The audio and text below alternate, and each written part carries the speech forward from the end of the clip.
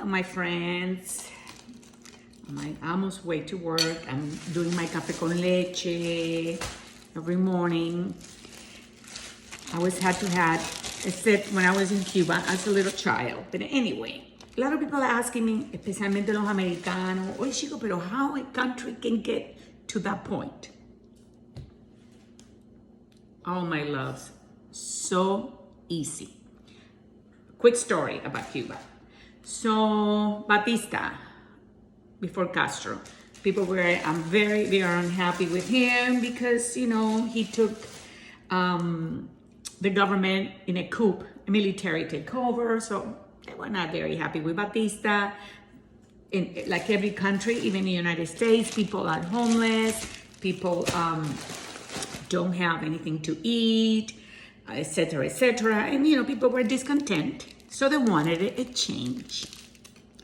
So an Argentinian, Che Guevara, the famous Che Guevara, and Fidel Castro, Che Guevara picked Fidel Castro's brain.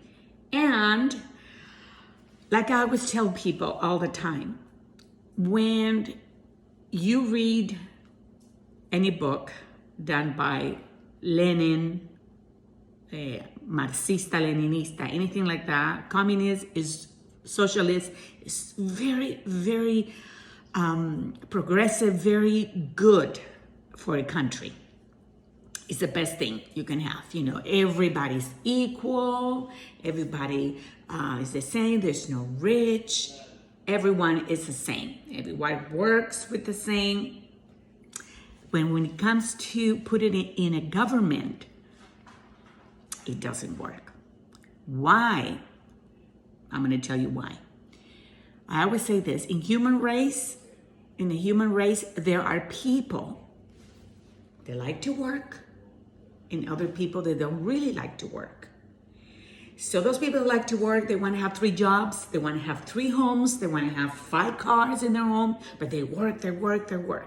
And there are people just sitting around in un balance, smoking a cigar, having a Bacardi drink or mojito, and they don't do anything at all. What happens when communism takes over? The people that work hard all their life and have businesses for generations and generations, the government tells you, oh honey, no, you have to share your wealth, your businesses with the guy who was sitting in el balance in a rocking chair for 10 years or 20 years of his life and generations like him. So that's communism in a nutshell. Exactamente. So what happens? The governments take over. And for example, in Cuba, at the beginning of the revolution, they told people there was a propaganda going, you don't need no arms. Oh no, honey, you don't need no arms. Bring your arms because you're going to build schools, build hospitals. That's propaganda all the time. A lot of people left Cuba, you know, not only because they were political prisoners like my dad, but a lot of people just left Cuba because they didn't see any hope for their families. So people blame the embargo in Cuba. There's no embargo. That's the excuse they give to the Cuban people to be the way they are. Oh, you don't have medications, you don't have medicine, you don't have food, kids, you don't have toys, because the embargo. There's no embargo. The people in the government, they're billionaires. Castro died being a billionaire. Everything they want, it comes through Mexico, it comes through Spain, it comes through China, it comes through Russia. So please, stop saying, oh, the sanctions by Trump. Oh, the sanctions by... No, embargo. No.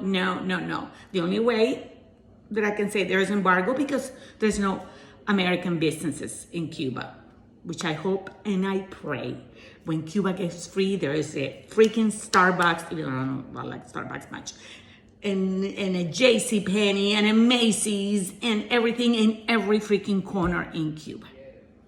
So I think I kind of cover everything. Oh, and when the government tells you and mandate things, like, for example, you have to wear your mask. If you don't wear your mask, you die, and do it for the others when they tell you to have a vaccine because, you need to care for others. When I think, in a way, when you get a vaccine, don't worry about me that I'm not getting it. You recover. I die. Well, I think that's it. Love you guys. Be free. Censorship is the worst thing in the world. My opinion might not, or my story, or what I'm saying here might not be liked by a lot of people, or you don't have to agree with it. But I lived in a communist country for 15 years. So no one can tell me anything else. If you have never lived in a communist country or been under a socialist regime, you have no patas en el asunto, como se dice en Cuba. You have no opinion. You have to, if you don't like it, like, oh my God, there's so liberals right now here in the United States, they should go to Cuba now, and we do an exchange program. The Cubans come here, and you, socialists, liberals, living in a country of liberty, that you burn your flag. You know what they're flying in United States, in Cuba? The United States flag. That is freedom. That represents freedom. Okay, I better go. Los moños. I forgot to take out my moños. Bye.